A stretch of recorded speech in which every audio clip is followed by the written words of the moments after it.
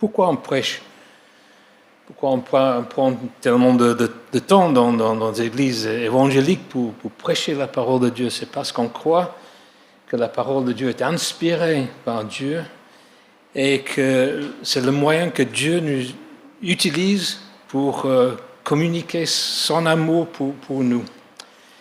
Et donc, moi, ma prière, c'est toujours que dans la prédication, que la parole écrite, la parole lue et la parole prêchée puissent nous parler et puissent nous aider à comprendre et à accepter et à avancer dans notre relation avec Jésus-Christ. Est-ce que ça vous est arrivé une fois dans la vie d'avoir une expérience et vous dites après, mais si je dis ça à quelqu'un d'autre, personne ne me croit que j'ai vu ça. Ça nous est arrivé une fois, au moins une fois. Parce que, je ne sais pas si vous connaissez la route, mais si vous passez par Rouen, et en allant vers Dieppe, il y a une autoroute qui sort de Rouen pour aller à Dieppe. Et cette autoroute est exceptionnelle parce qu'il y a une pente sur l'autoroute qui est assez raide, quoi. Et moi et ma famille, on était en voiture pour prendre le ferry à Dieppe pour retourner en Angleterre. Et on montait sur la pente de cette autoroute. Et à un certain moment, on a vu quelque chose de quasiment incroyable. On était sur la voie rapide, hein, la troisième ligne, il y a, juste à côté de nous, à gauche, il y avait la barrière entre les deux voies. Et on a vu un homme en vélo qui descendait à contre-courant des voitures qui montaient. Et nous, on était dans la voie rapide et il est passé à côté de nous comme ça. Et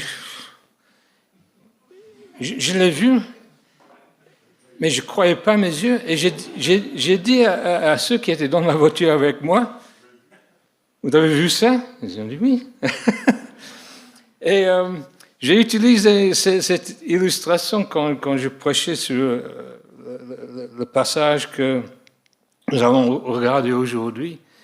Et avant de faire la prédication, j'ai dit à mon fils, je vais utiliser cette illustration. Est-ce que tu te rappelles, quand on était sur l'autoroute à Rouen, c'est cet homme en vélo qui est passé à côté de nous, entre les deux. Il m'a dit, papa, est-ce que je me rappelle de ça? C'était moi qui conduisais la voiture. C'est incroyable.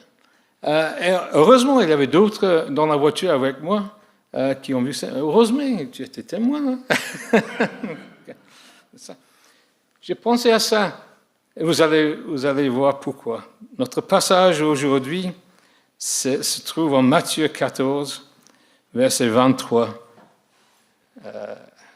22 à 33. 32. Et c'est une histoire dans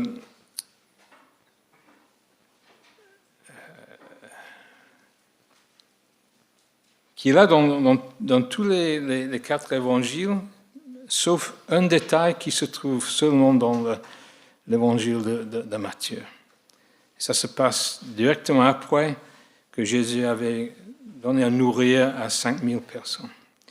Matthieu 14, verset 22. Aussitôt après, Jésus obligea les disciples à monter dans la barque et à le précéder sur l'autre rive, pendant qu'il renverrait la foule. Quand il l'eut renvoyé, il monta sur la montagne pour prier à l'écart. Et le soir venu, il était là seul. La barque se trouvait déjà au milieu du lac, battue par les vagues, car le vent était contraire. À la fin de la nuit, Jésus alla vers eux en marchant sur le lac. Quand les disciples le virent marcher sur le lac, ils furent affolés et dirent « C'est un fantôme !» Et dans le frayeur, ils poussèrent des cris. Jésus leur dit aussitôt, « Rassurez-vous, c'est moi, n'ayez pas peur. » Pierre lui répondit, « Seigneur, si c'est toi, ordonne-moi d'aller vers toi sur l'eau. » Jésus lui dit, « Viens. » Pierre sortit de la barque et marcha sur l'eau pour aller vers Jésus. Mais, voyant que le vent était fort, il eut peur et comme il commençait à s'enfoncer, il s'écria, « Seigneur, sauve-moi !» Aussitôt, Jésus tendit la main, l'empoigna et lui dit, « Homme de peu de foi, pourquoi as-tu douté ?» Ils montèrent vers la barque et le vent tomba. Ceux qui étaient dans la barque vinrent se prosterner devant Jésus en disant, « Tu es vraiment le Fils de Dieu. » Cette prédication fait partie d'une série de 4, je pense, qu'on a commencé la semaine dernière, sur la vie de Pierre. Et je vous lirai ce que Manu a écrit comme introduction à cette série de prédications. Il a écrit « Cette année, nous approfondissons notre compréhension de la vie de disciple. Notre objectif est de grandir en tant que disciple pour honorer Dieu et favoriser une croissance saine de l'Église d'Ozoir. » Ça, c'est l'objectif. Pour nous aider dans cette démarche, nous explorerons l'histoire captivante de Simon, pêcheur de métier que Jésus a choisi et renommé Pierre. Il est devenu l'un des amis proches de Jésus. Même si Pierre aimait profondément Jésus, il a commis des erreurs qui auraient pu le disqualifier de son service. Cependant, la grâce infinie qu'il a découvert en Jésus en tout, et tout ce qu'il a appris de lui ont permis de se relever et de devenir l'un des plus grands piliers de l'Église de Jésus-Christ. À travers cette série de prédications de Simon à Pierre, le parcours d'un disciple transformé par Jésus, nous explorerons ensemble les étapes clés de cette transformation. C'est dans le but de nous inspirer et de grandir. C'est dans le but de nous inspirer et de grandir afin de refléter de manière toujours plus manifeste Jésus-Christ dans notre vie quotidienne. Et donc la semaine dernière, c'était Joël qui nous a parlé de la première étape. C'était l'appel à suivre Jésus-Christ. Et donc aujourd'hui, c'est le deuxième dans la série.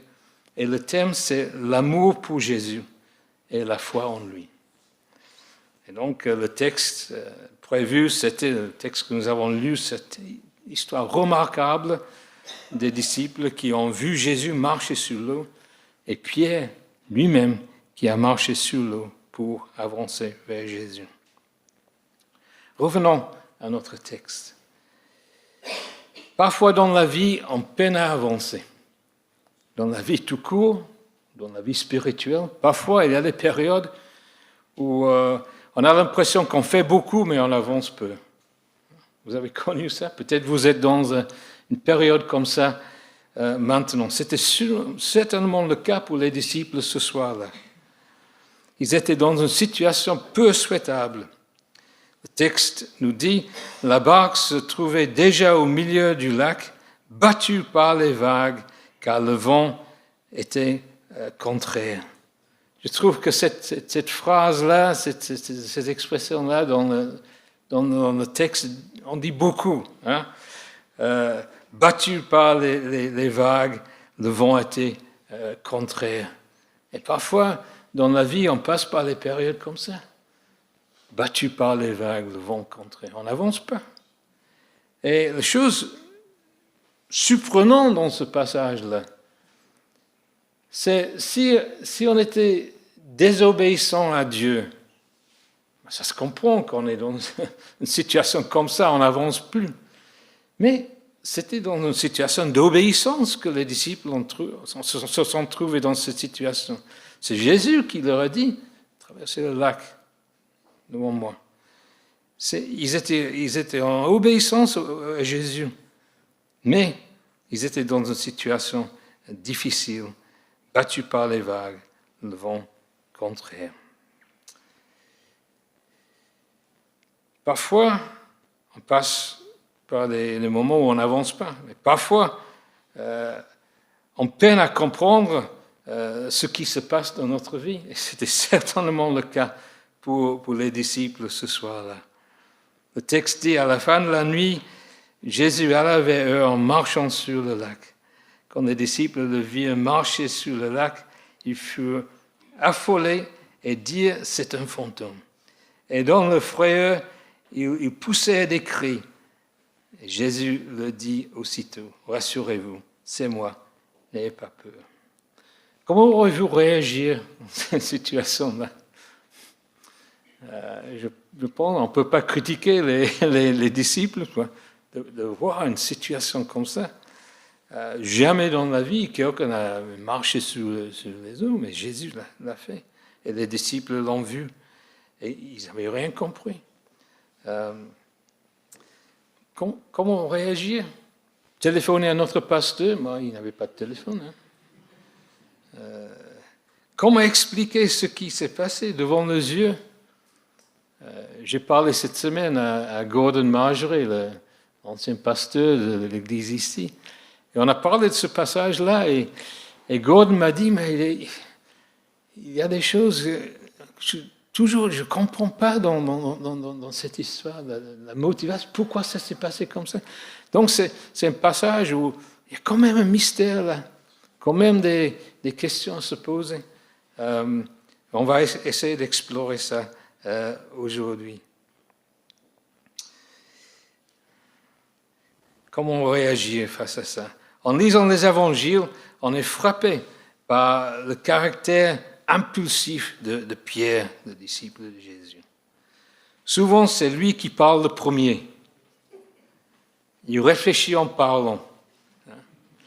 Et parfois, il dit des bêtises, et parfois, il dit des choses sages. Mais c'est toujours lui qui prend le premier pas. Et notre passage aujourd'hui n'est pas une exception. Pierre répond à Jésus, « Seigneur, si c'est toi, montre-moi ta carte d'identité. » Non, il dit, « Si c'est toi, ordonne-moi d'aller vers toi sur les eaux. » Pourquoi a-t-il dit ça? Est-ce que c'était pour tester Jésus? Faire une telle chose sera hors de caractère pour Pierre. Qu'est-ce qui l'a motivé de dire ça? Si c'est toi, ordonne-moi de venir vers toi sur les eaux. Je dirais deux choses. La foi et l'amour. C'était le seul des disciples qui ont réagi par la foi dans cette situation. Et Jésus en a parlé à la fin. Il a parlé de la foi de Pierre. Donc c'est sûr qu'il était motivé par la foi. Mais il était motivé aussi par son amour pour Jésus. Sa réponse à Jésus est entièrement en ligne avec ce qu'on apprend de lui dans les autres passages dans les évangiles. Il aimait son Seigneur Jésus. Il voulait être avec lui, toujours être avec lui. Il voulait partager ses expériences. Il voulait connaître cet homme Jésus, maximum. Il était 100% pour Jésus. Et j'ai trouvé 3 autres passages qui parlent de cet amour de Pierre pour Jésus. Le premier se trouvait en Jean chapitre 6, à une période où il y avait beaucoup de gens qui ont mis en question qui était ce Jésus, est-ce qu'il était vraiment ce qu'il disait, etc. Et on lit en Jean chapitre 6, c'est à partir du verset 66, ce passage. Dès ce moment, beaucoup de ses disciples se retirent et arrêtèrent de marcher avec Jésus. Jésus dit alors aux 12, « Et vous, ne voulez-vous pas aussi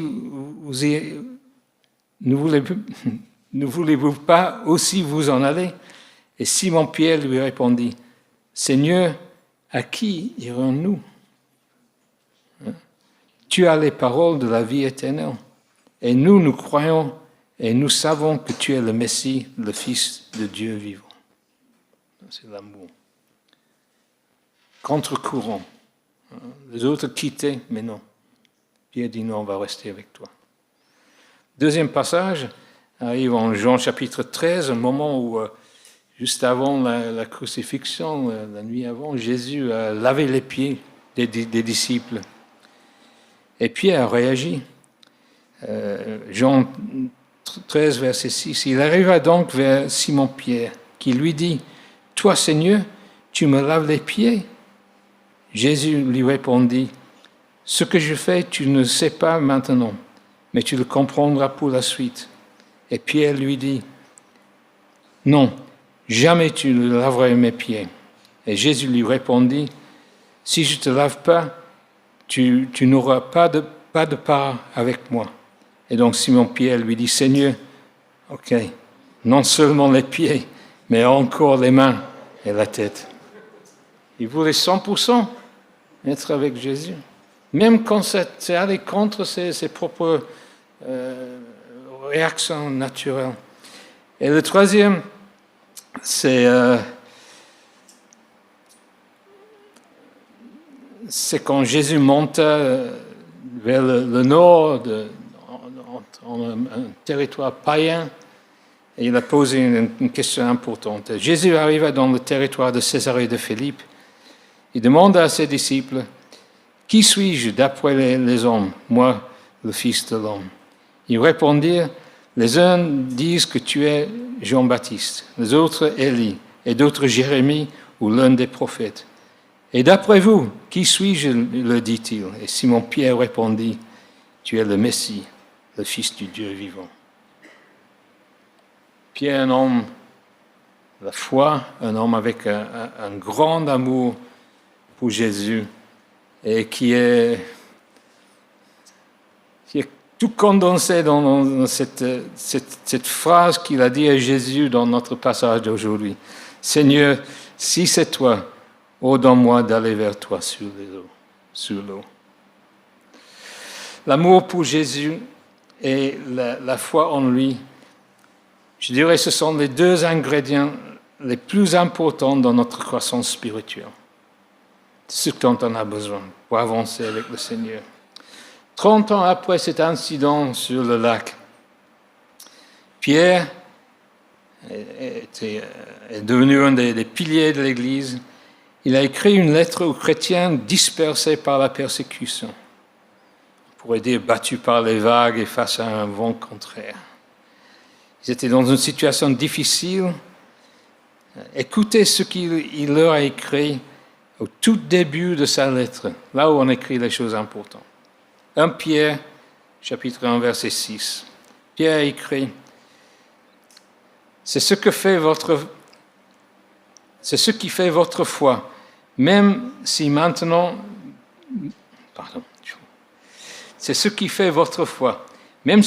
puisqu'il le faut, vous êtes pour un peu de temps attristés par de diverses épreuves. Ainsi, la valeur éprouvée de votre foi, beaucoup plus précieuse que l'or, qui est périssable et que l'on soumet pourtant à l'épreuve de feu, aura pour résultat la louange, la gloire et l'honneur lorsque Jésus-Christ apparaîtra. Et voilà la phrase importante. Vous l'aimez sans l'avoir vu. Vous croyez en lui sans le voir encore. Et vous vous réjouissez d'une joie indescriptible et glorieuse parce que vous obtenez le salut de votre âme pour prix de votre foi. C'est nous, ça. Hein? Vous l'aimez sans avoir vu, vous croyez en lui sans le voir encore. Il n'y a personne ici, je crois, qui ont vu Jésus. Hein? Mais on croit en lui, on l'aime, on est dans cette situation. Et je trouve que c'est un grand encouragement pour nous. Notre relation avec Jésus est aussi réelle que celle de Pierre et chaque jour nous donne la possibilité de s'exprimer notre amour pour Jésus et notre foi en lui. Je trouve ça, c'est un grand encouragement. Notre foi n'a pas moins de valeur parce qu'on n'a pas vu Jésus. Non. C'est la même valeur que la foi et l'amour de Pierre pour son maître. Revenons à notre texte pour un autre encouragement. Jésus est loin d'être indifférent à ces expressions d'amour et de foi. Jésus n'est jamais indifférent à une expression d'amour et de foi qu'il voit dans notre vie. Sa réponse à Pierre est simple. Viens. Et je trouve que Pierre a dit, si c'est toi, donne-moi. Et Jésus a dit, viens. Et je pense que juste dans ce mot, Pierre a reconnu que c'était Jésus. Parce que c'est souvent la réponse de Jésus à nos questions. Viens. Venez à moi. Viens. C'est une invitation. Jésus nous donne chacun une invitation à venir vers lui. Viens. C'est un mot plein de gentillesse. C'est une invitation pleine de promesses, n'est-ce pas? C'est une parole d'encouragement sans aucune reproche. Jésus n'a pas dit, mais tu ne sais pas ce que tu demandes. Il dit, viens. Jésus n'a pas dit, mais ta vie n'est pas 100%. Non, il dit, viens, tel que tu es, viens. Je trouve que tout l'évangile est dans ce mot. Un de mes prédicateurs préférés, je le cite chaque fois que je prêche, Charles Spurgeon, prédicateur en Angleterre du 19e siècle, disait que ça c'est l'évangile, que en Jésus, Dieu nous dit, viens à moi, viens. L'invitation est là. Mais c'est une invitation qui demande une réponse. Et voilà, on a dans le texte, Pierre sortit de la barque et marcha sur l'eau pour aller vers Jésus. Mais voyant que le vent était fort, il eut peur, et comme il commençait à s'enfoncer, il s'écria, « Seigneur, sauve-moi !» Aussitôt Jésus tendit la main, l'empoigna et lui dit, « Homme de peu de foi, pourquoi as-tu douté ?» Il montait dans la barque et le vent tomba. Pierre a échangé la sécurité de la barque pour celle offerte par Jésus. Et il a marché sur les eaux vers Jésus. Des moments inoubliables pour lui. C'est le seul homme qui a marché sur les eaux par Jésus. C'est le seul homme dans l'histoire du monde qui a eu cette expérience inoubliable. Et pendant qu'il avait les yeux fixés sur Jésus, il a continué de vivre le miracle. Et je pense que la vie chrétienne, c'est un peu comme on marche sur les eaux. Dès qu'on a les yeux fixés sur Jésus, on peut vivre les choses incroyables, remarquables par la foi.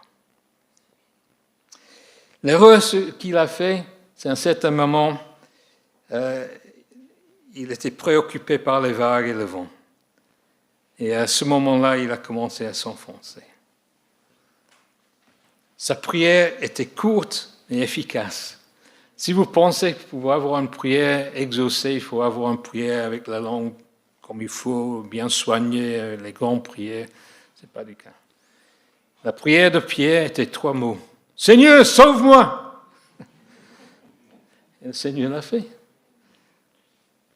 Sans critiquer, hein. Il l'a sauvé tout de suite. Sa prière était courte et efficace. « Seigneur, sauve-moi !» C'est ce que Jésus a fait. Et l'encouragement pour nous, c'est que Jésus reste toujours fidèle et ne nous abandonnera jamais. Donc si on se lance dans un projet, par la foi et avec l'amour pour Jésus, même si ça ne marche pas, Jésus n'est pas ne va jamais nous abandonner. Ne va jamais, il va toujours rester fidèle à nous. Il est toujours avec nous dans nos efforts de vivre notre foi et notre amour pour lui. Mais comment interpréter les mots, la parole de Jésus à la fin? Homme de peu de foi, pourquoi as-tu douté? Peu de foi, mais quand même, il est sorti de la barque. Peu de foi. Est-ce qu'il y a un espoir pour nous, hein? Parce que ça, c'est peu de foi. Moi, je prends cette parole de Jésus comme un encouragement.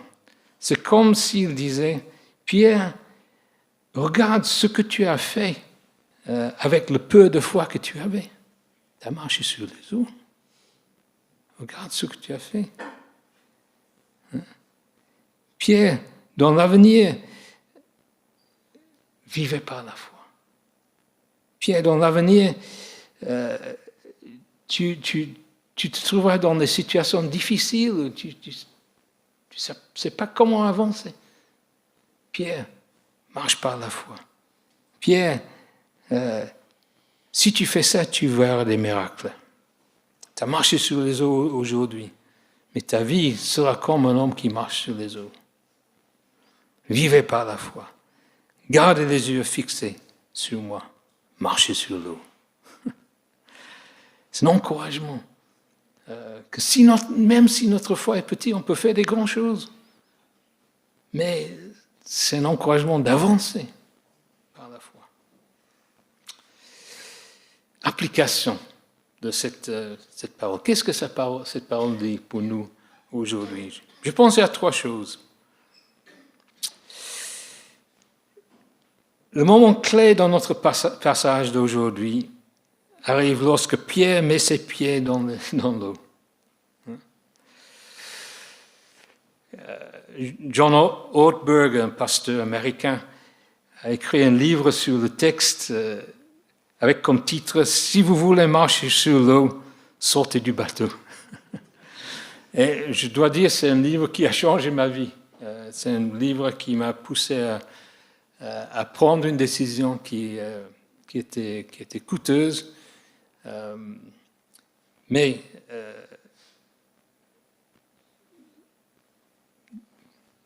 que je ne regrette pas d'avoir fait. Ça m'a poussé à sortir de la barque, si on peut dire ça, à sortir d'une situation difficile qui allait nulle part pour aller vers Jésus. J'aime bien le titre de son livre, et c'est toujours disponible. Et ça vaut le coup de lire ce livre. Si vous voulez marcher sur les eaux, sortez du bateau. Pendant qu'on se contente avec notre situation actuelle, rien ne changera. Mais lorsque nous mettons notre confiance en Jésus, nous verrons sa main à l'œuvre dans notre vie. Et voilà les 3 applications de ce passage qui nous sont, pour nous qui sommes ici présents aujourd'hui. Je pense premièrement, je m'adresse à tous ceux qui ont commencé à fréquenter notre Église et ont commencé à découvrir qui est ce Jésus et qu'est-ce qu'il a fait pour nous. Jésus, je vous dis à ces personnes-là, Jésus voit votre amour naissant pour lui. Et Jésus voit la foi en lui qui commence à se former dans votre cœur. Et Jésus vous invite ce matin, venez à moi. Venez à moi. Pour vous, la barque, c'est l'habitude de venir à l'église chaque semaine, d'écouter les prédications, etc. Ça, c'est la barque, c'est votre sécurité dans un sens. Mais Jésus vous encourage de sortir de la barque, d'aller vers lui. Commencer une relation vivante avec ce Jésus. Développer cette relation personnelle avec lui. Et Jésus vous dit, ce matin, venez à moi. Et donc, je ne vous demande pas de marcher sur les eaux. Tout ce que je vous demande, c'est à la fin du culte, de faire quelques pas pour aller vers la personne à droite ou à gauche qui va prier avec vous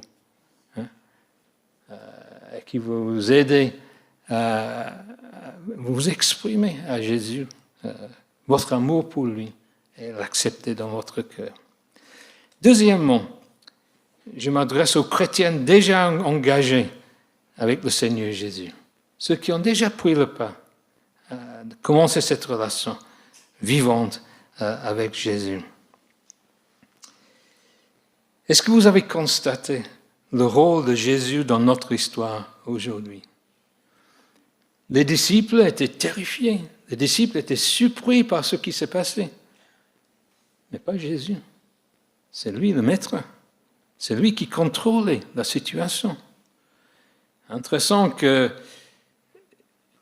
quand Jésus a envoyé les disciples à l'autre côté du lac, lui, il restait là pour prier.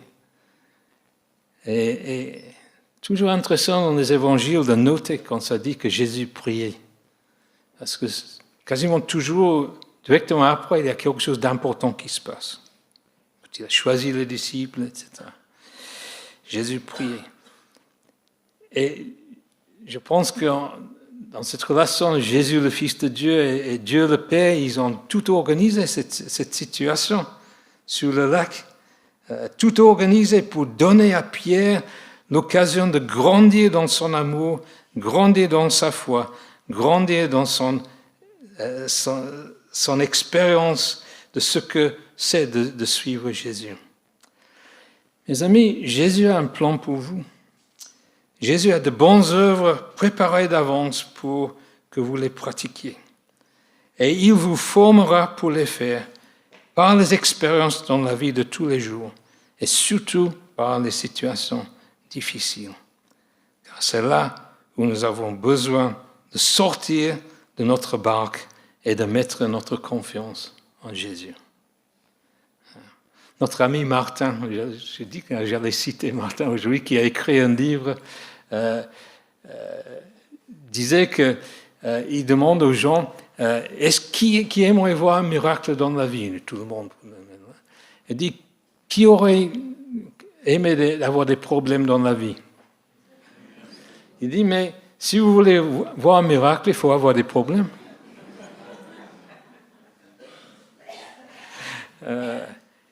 C'était le cas pour Pierre. Et ces situations difficiles, je ne dis pas toujours, mais en grande partie, c'est les instruments que Dieu nous utilise pour nous former et nous transformer notre caractère, nous faire avancer dans notre vie de disciples. Et dans ces situations-là, nous sommes encouragés de mettre notre confiance en Jésus. Jésus nous dit, venez à moi et laissez-vous instruire par moi. Il est à l'œuvre dans votre vie. Et troisièmement, je m'adresse à l'Église ensemble. Nous avons un projet d'Église, un projet de bâtiment qui sera réalisable seulement avec l'intervention de Dieu, n'est-ce pas, notre président? Seulement avec l'intervention de Dieu. Dans une autre église, on avait un projet de bâtiment et un architecte m'a dit tout au début, monsieur, si vous avez un projet de bâtiment pour une association, vous aurez des cauchemars, mais c'est mieux de les avoir maintenant qu'après. Mais je dirais que Jésus nous dit, si vous avez un projet d'église de bâtiment, vous allez marcher sur les eaux. Vous allez vivre un temps où vous voyez les choses parce que vous n'avez pas ce qu'il faut pour avancer dans ce bâtiment, mais vous allez voir comment je pourvois pour vous dans ces situations-là. Nous aurons besoin de marcher sur les eaux. Pour nous, la barque, c'est le bâtiment qu'on a déjà. On peut rester ici, mais on n'a pas la capacité de grandir plus, d'inviter plus de gens, de nous adapter à le plus de gens qui veulent venir, qui veulent mettre le foi en Jésus, puis avancer avec lui. On a besoin de faire quelque chose, ça, on sait. Et notre bâtiment existant, c'est un peu comme la barque, quoi. On peut rester là, mais on ne peut pas avancer. Nous n'avons pas encore mis nos pieds dans les eaux. On est toujours on est peut-être debout dans la barque, mais on n'a pas mis les pieds dans les eaux. Et je pense que cette histoire nous encourage que quand nous prenons la décision définitive de ce que nous allons faire, gardons nos yeux fixés sur Jésus. Prions. Seigneur, nous voulons te demander aujourd'hui de nous donner, Seigneur, dans n'importe quelle de ces trois situations que nous avons évoquées à la fin, de nous donner la foi et l'amour qu'avait Pierre. Seigneur, pour répondre au défi des situations où on est, et de sortir de notre barque et d'aller vers toi. Et en le faisant, Seigneur, nous allons voir des miracles dans notre vie. Nous allons voir comment tu réponds à nos expressions d'amour et de foi. Et Seigneur, nous réfléchissons encore une fois sur cette invitation que tu nous donnes. Venez à moi. Seigneur, donne-nous tout ce dont on a besoin pour prendre ce pas d'avancer vers toi. En ton nom, nous prions. Amen.